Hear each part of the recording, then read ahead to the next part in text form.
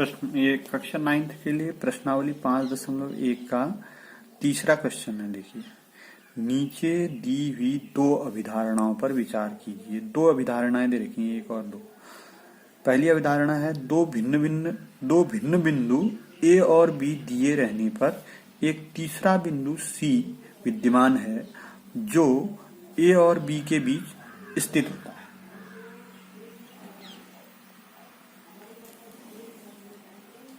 और दूसरी अभिधारणा है, अगर हम इसका चित्र बनाना चाहें तो इस प्रकार से बनेगा। देखिए, पहली अभिधारणा का चित्र, ये ए हो गया, ये वाला पॉइंट ए हो गया, ये वाला पॉइंट बी हो गया और ये एक रेखा होगी। इसके बीच में एक बिंदु सी ले लिया कोई, ये बीच में सी बिंदु ले लिया। और दूसरी अभिधारणा क्या है,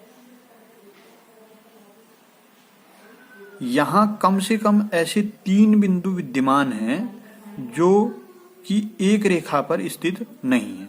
जैसे एक बिंदु ये ले लिया, एक बिंदु ये ले लिया, इसको डी और ई कह दिया।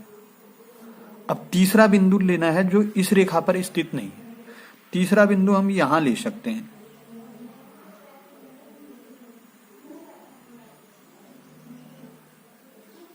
इसको एफ बोल दिया हमने। तीसरा बिंदु यहां पर ले सकते हैं हम, इस रेखा पर स्थित नहीं है लिखा हुआ है ना। तो अब इसमें पूछा क्या क्या है, क्या इन अभिधारणाओं में कोई अपरिभाषित शब्द हैं? दो शब्द इसमें अपरिभाषित हैं। देखो, एक तो यहां पर बिंदु को हम परिभाषित नहीं कर सकते, दूसरी अभिधारणा में एक शब्द है रेखा। तो इसमें पहले का आंसर हम देंगे कि इसमें दो शब्द ऐसे हैं, दोनों अभिधारणाओं में बिंदु और रेखा अपरिभाषित है। दोनों अभिधारणाओं में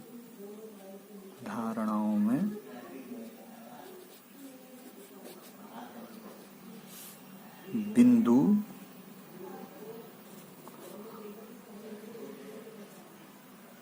और रेखा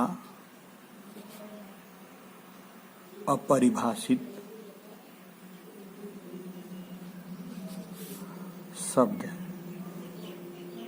पहली अभिधारणा में बिंदु लिखा हुआ है, दूसरी अभिधारणा में रेखा लिखा है, ये अपरिभाषित है। अच्छा, क्या ये अभिधारणा अविरोधी है?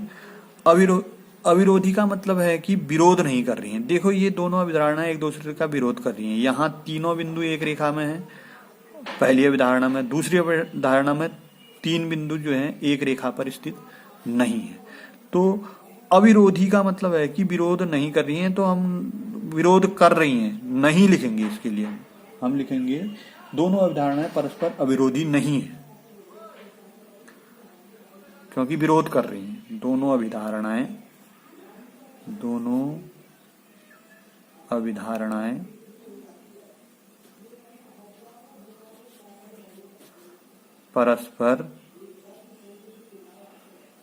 परस्पर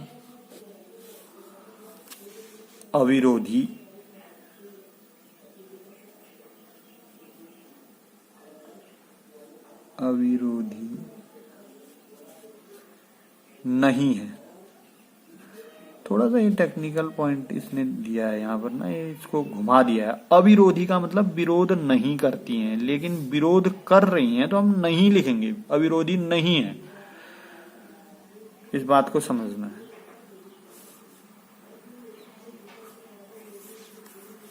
तीसरा क्वेश्चन इसने पूछा है, क्या ये यूक्लिड की अभिधारणाओं से प्राप्त होती हैं? तो ये यूक्लिड की अभिधारणाओं से प्राप्त तो नहीं होती हैं, लेकिन ये जो है पांचवी अभिधारणा के अनुरूप बन रही है। जैसे हम सी और एफ को अगर हम मिला देंगे ना ऐसे करके, तो पांचवी अभिधारणा बन जाएगी कि जैसी हो जाएगी। तो आंसर हो जाएगा अभिग्रीड का अनुसरण नहीं करती हैं ये अभिधारणाएं,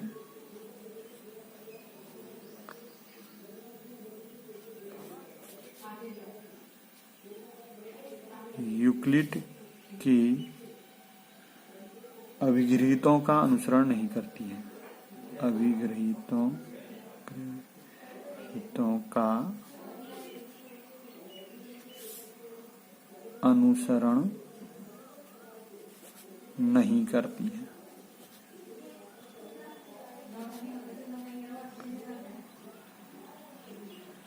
परंतु ये पांचवी अभिधारणा के अनुरूप है।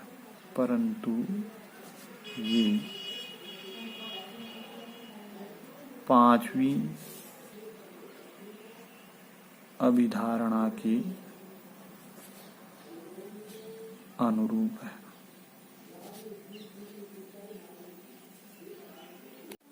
प्रश्न नंबर 4 है। अब यदि दो बिंदुओं ए और बी के बीच एक बिंदु सी ऐसा स्थित है कि AC बराबर BC, तो सिद्ध कीजिए कि AC बराबर 1/2 AB। एक आकृति खींचकर स्पष्ट कीजिए। तो इस प्रकार से हो जाएगा। देखो, पहले तो आकृति खींच लेंगे हम। ये एक हमने यहाँ पर A बिंदु A और यहाँ पर B ले लिया। इसके ठीक बीच में एक बिंदु हमने C ले लिया, ठीक बीच में।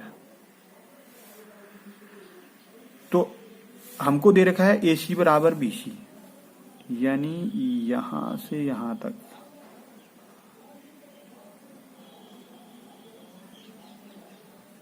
यहां से यहां तक और इधर से इधर तक, ये दोनों बराबर हैं। AC बराबर BC। तो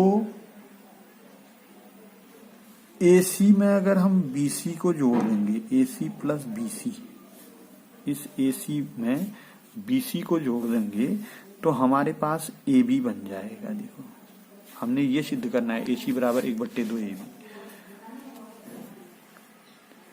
अब AC बराबर BC है, यानी दिया है हमको AC बराबर BC।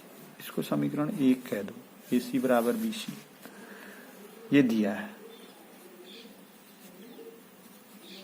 तो BC बराबर AC हो गया, फिर BC बराबर AC भी हो गया।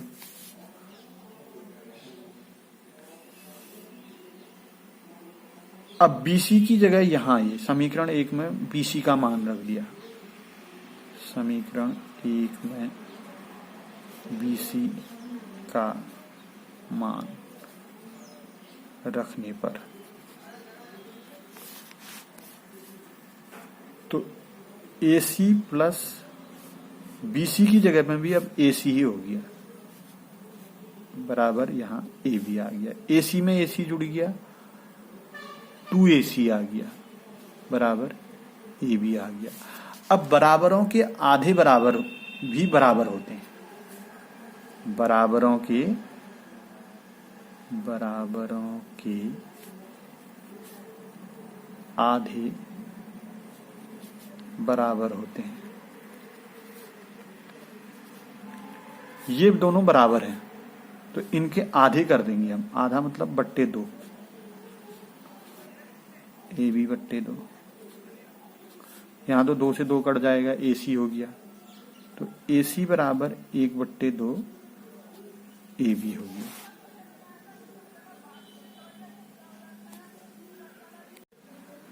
अब प्रश्न नंबर 5 है। देखिए, प्रश्न 4 से जुड़ा है। देखो, प्रश्न 4 में C रेखाखंड AB का मध्य बिंदु कहलाता है। सिद्ध कीजिए कि रेखाखंड का एक और केवल एक ही मध्य बिंदु होता है। हमने ये चित्र बनाया है। देखो, इसमें केवल एक ही मध्य बिंदु C होता है करके ऐसा हमने सिद्ध करना है। तो बिंदु C रेखाखंड AB का मध्य बिंदु कब होगा?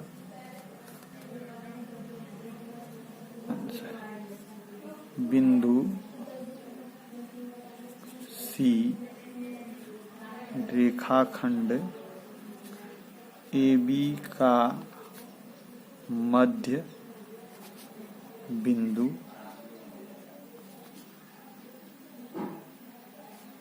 तभी कहलाता है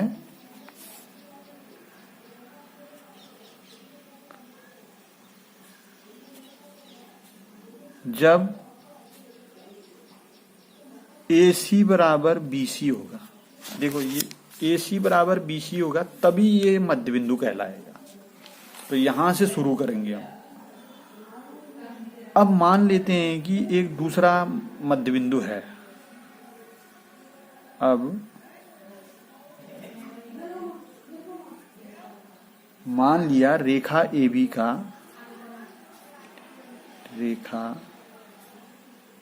का एक अन्य मध्य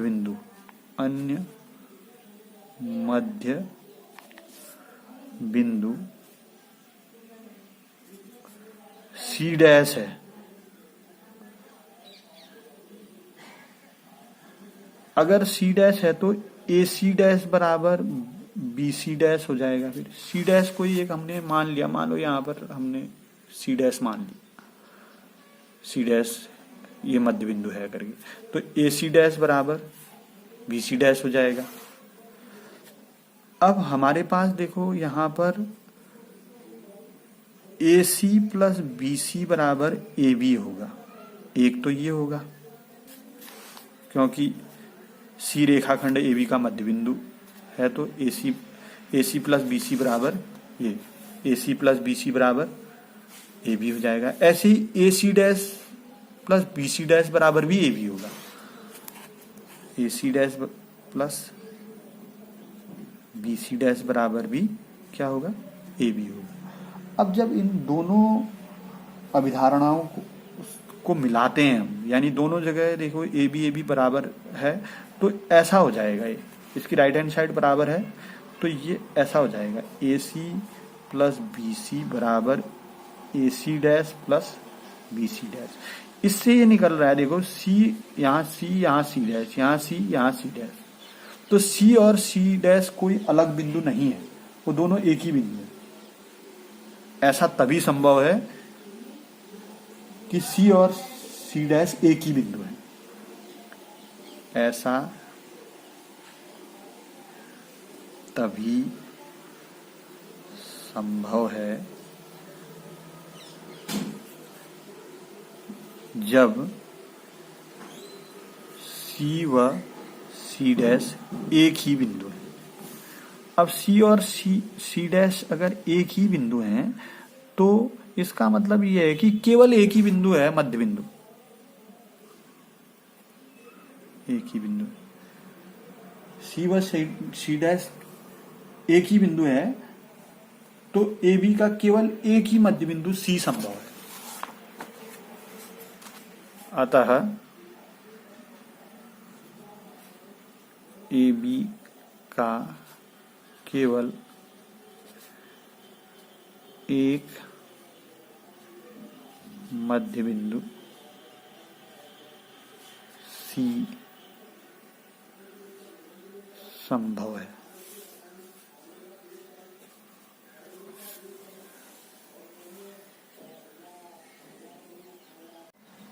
प्रश्न नंबर 6 है। देखिए दी गई आकृति में यदि AC बराबर BD हो तो सिद्ध कीजिए AB बराबर CD। यहाँ पर A, यहाँ पर हम D ले लेंगे, यहाँ पर हम B ले लेंगे और यहाँ पर हम C ले लेंगे, यानी AC बराबर BD दे रखा है हमको, AC बराबर BD। अगर हम इन दोनों जगह से BC को माइनस कर देते हैं, एक यूक्लिड की अभिधारणा और है, बराबरों में से अगर बराबर घटा दिए जाएं तो शेषफल भी बराबर आ जाते हैं। BC घटा दिया दोनों में से, AC से भी BC घटा दिया, BD से भी BC घटा दिया, तो AC से अगर हम BC कम कर देंगे, देखिए ये है AC, इसमें से BC कम कर देंगे तो क्या बच जाएगा, AB बच जाएगा। देखिए AC पूरा है, इसमें से हमने BC कम कर दिया, ABC को हटा दिया हमने, तो हमारे पास AB बच गया, तो ये AB बच गया। और ऐसे ही BD में से BC कम कर देंगे, BD में से इस BC को कम कर देंगे तो ये क्या बन जाएगा, CD बन जाएगा। AC में से BD में से CD को कम कर लिया, BC को कम कर लिया तो ये क्या बन जाएगा, CD बन जाएगा। AB बराबर CD, तो हमने यही सिद्ध करना था, AB बराबर CD। प्रश्न नंबर 7, यूक्लिड के अभिगृहितों की सूची में दिया हुआ है कि अभिगृहित 5 एक सर्वव्यापी सत्य क्यों माना जाता है। पांचवा अभिगृहित है कि पूर्ण अपने भाग से बड़ा होता है। पूर्ण अपने भाग से बड़ा होता है, ये पांचवा अभिगृहित है। अब ये सर्वव्यापी सत्य है। सर्वव्यापी सत्य मतलब सब जगह सत्य है। देखो, कोई भी भाग होगा पूर्ण का, वो अस्तित्व में पूर्ण से ही आया होगा, तब इसके लिए प्रमाण देने की आवश्यकता ही नहीं। पूर्ण का कोई भी भाग, पूर्ण का कोई भी भाग पूर्ण से ही अस्तित्व में आया है, अस्तित्व में आया है। तो इसके लिए प्रमाण देने की आवश्यकता नहीं है। तो इसके लिए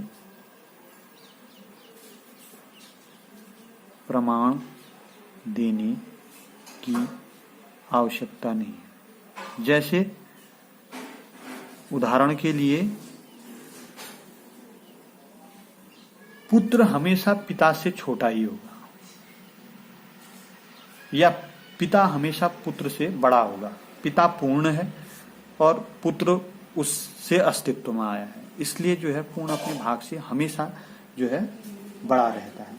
तो यह एक सर्वव्यापी सत्य है। तो यह एक सर्वव्यापी सत्य है।